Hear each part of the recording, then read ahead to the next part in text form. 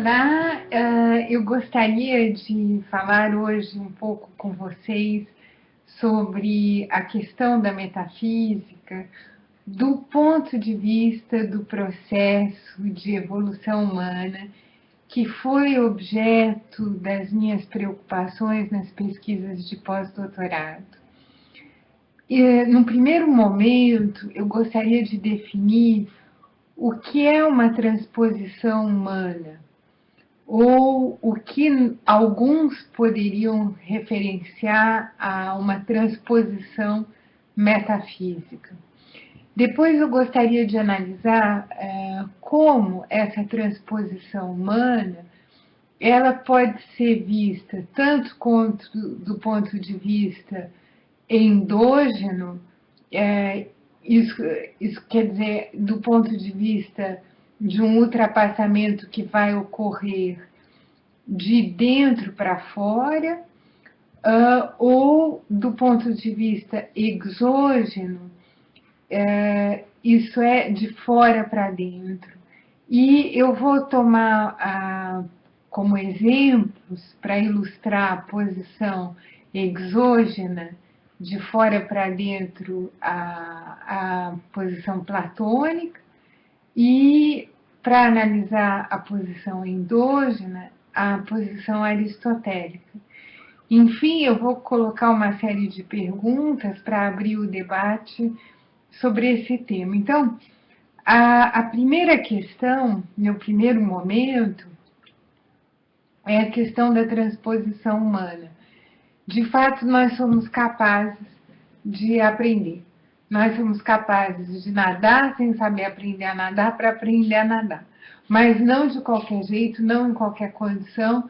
E como se dá esse aprendizado e quais são as condições necessárias a esse aprendizado? Então, muito rapidamente, eu diria que existem condições cognitivas e existem condições afetivas que remetem às pesquisas sobre as emoções. Em nível das condições cognitivas, eu me inspiraria de dois grandes pensadores que estudaram muito psicologia do desenvolvimento, Piaget e o Vygotsky. Piaget que identificou os vários estágios de desenvolvimento, e Vygotsky que delimitou uma zona proximal de desenvolvimento, dentro da qual nós vamos passar para um desenvolvimento interpessoal ou um desenvolvimento intrapessoal. Quer dizer, um desenvolvimento de um problema proposto por alguém que vai ser solucionado pela pessoa e, ao solucionar esse problema, ela vai alcançar um desenvolvimento intrapessoal.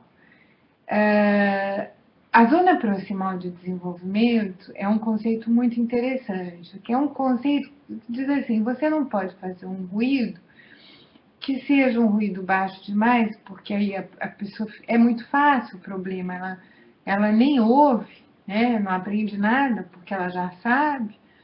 Ou, por exemplo, vamos caminhar na beira do mar e molhar um pouquinho o pé. Não há aí esforço nenhum, mas é um primeiro contato com a água, né? Para alguns, só esse primeiro contato já é complexo, mas digamos que para a maioria das pessoas não é um verdadeiro mergulho, né? Depois existem os problemas difíceis demais, e esses problemas que nós não conseguimos resolver, que o professor coloca, que ele nunca está satisfeito e que finalmente nos coloca numa posição de vergonha, de humilhação, porque a gente não consegue fazer igual, né? E nem fazer por si próprio. Então, o problema precisa ser um problema que a pessoa tenha capacidade, instrumentos para resolver. Isso é, nós precisamos entrar na água com ela, eventualmente ela precisa ter uma boia, e ela vai aprender os primeiros movimentos, numa condição de uma água rasa, em que a cabeça esteja fora d'água, que ela não se sinta afogar, né? para progressivamente mergulhar e começar a nadar. Então, nós instalamos essa zona proximal de desenvolvimento para permitir o aprendizado e para permitir que o que é interpessoal, quer dizer, o que vem de fora para dentro, se torne uma capacidade intrapessoal de nadar, né? Então, essa seria a condição cognitiva. Existe uma condição afetiva também muito importante, que remete às emoções de interesse mútuo e de alegria, né? Interesse mútuo quer dizer, bom, olha, tá aqui a boia, vai, se vira. Não é assim. Eu tenho a sensação que você tem a capacidade, existe uma empatia, uma emoção até, uma ressonância. Você está com medo, eu também estou com medo, não está fácil para você, não está fácil para mim, você não está conseguindo, eu também não estou conseguindo te explicar. Peraí, vamos retomar uma afinidade, uma empatia, um interesse que vai permitir que a pessoa confie no instrutor, no professor e faça o determinado esforço, né? E arrisque o aprendizado. Esse interesse mútuo é muito importante. E a alegria vem do fato de conseguir nadar. Se a pessoa só experimenta fracasso durante um processo de desenvolvimento, ela vai ficar cada vez mais triste, envergonhada, humilhada, desgostosa desse processo. Portanto, existem tanto condições afetivas quanto condições cognitivas ao ultrapassamento humano. Muito que vem por trás desse ultrapassamento. Existem explicações. Por que o homem aprende? Por que o homem evolui? Como ocorre, como se dá esse desenvolvimento? E para Platão, vamos pegar a filosofia grega no seu início, nos seus primórdios, existe uma causalidade complexa que é externa ao ser humano, né? Esse cosmos. E esse cosmos é portador do logos, da racionalidade, é um cosmos organizado. Então, para Platão, um homem, ele nasce caótico e ele tem que se tornar cósmico, organizado à maneira do cosmos, né? E Platão definiu a existência de um mundo das essências, de um mundo das ideias, e que existiria independentemente do ser humano. Seria um mundo inteligível, muito diferente do mundo sensível, do mundo que a gente pode perceber. Vocês vê que estão aí os primórdios da filosofia de Plotino, que vai descobrir o Uno, né? E depois influenciar profundamente a filosofia cristã com a ideia do Deus unitrino, né? E então, a inspiração seria devida a um contato, a uma afinidade, a uma ressonância com algo além do que nossos olhos veem, uma realidade maior que estaria nos acompanhando.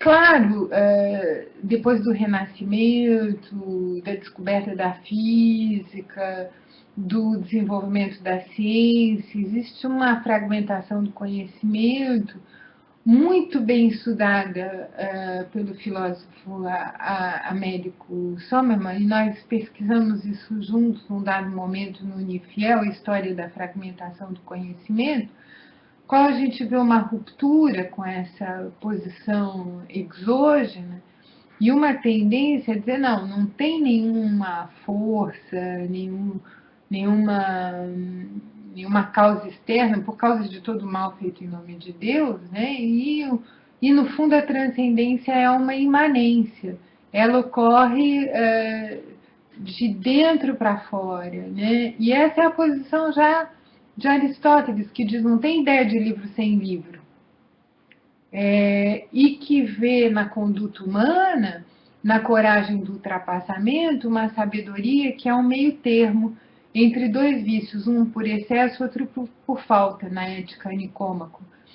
Por exemplo, se eu sou corajoso demais, se eu sou afoita, que eu me atiro sem pensar, eu posso me afogar. Se eu sou medroso e que eu fico na beira da água, eu não vou aprender a nadar nunca. Vai ter uma hora em que eu vou ter que entrar nessa água. E o fato de entrar nessa água remete a uma opção pessoal.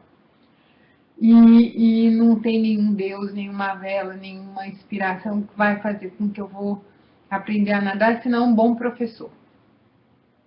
Então é muito diferente a posição endógena da posição exógena, né? E a posição endógena, de dentro para fora, é um pouco, eu diria, a nossa capacidade de resiliência, né? E algumas pessoas foram extremamente resilientes, inclusive nos campos de concentração. Eu penso em Primo Levi, Emmanuel Levinas, mas também Bruno Bettelheim, que fizeram filosofia, psicologia, depois de ter passado por essa experiência, que observaram tudo, que tomaram nota, e que tentaram entender o que estava acontecendo, né, e conseguiram sobreviver nessas condições extremamente adversas. Né? Então,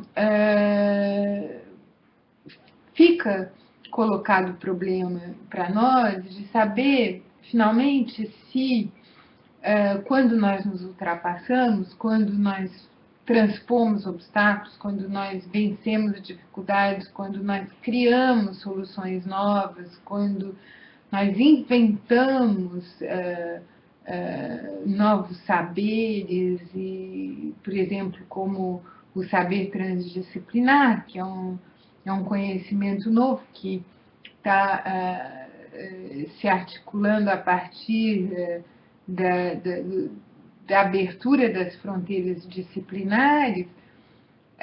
Se finalmente isso é tributário de um esforço endógeno de cada um, de dentro para fora, ou se nós estamos sendo inspirados, bem inspirados, por uma causalidade complexa,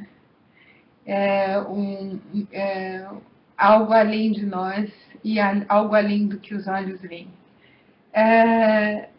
Eu diria que o problema está colocado, que é um problema metafísico, e seria essa minha primeira contribuição a essa discussão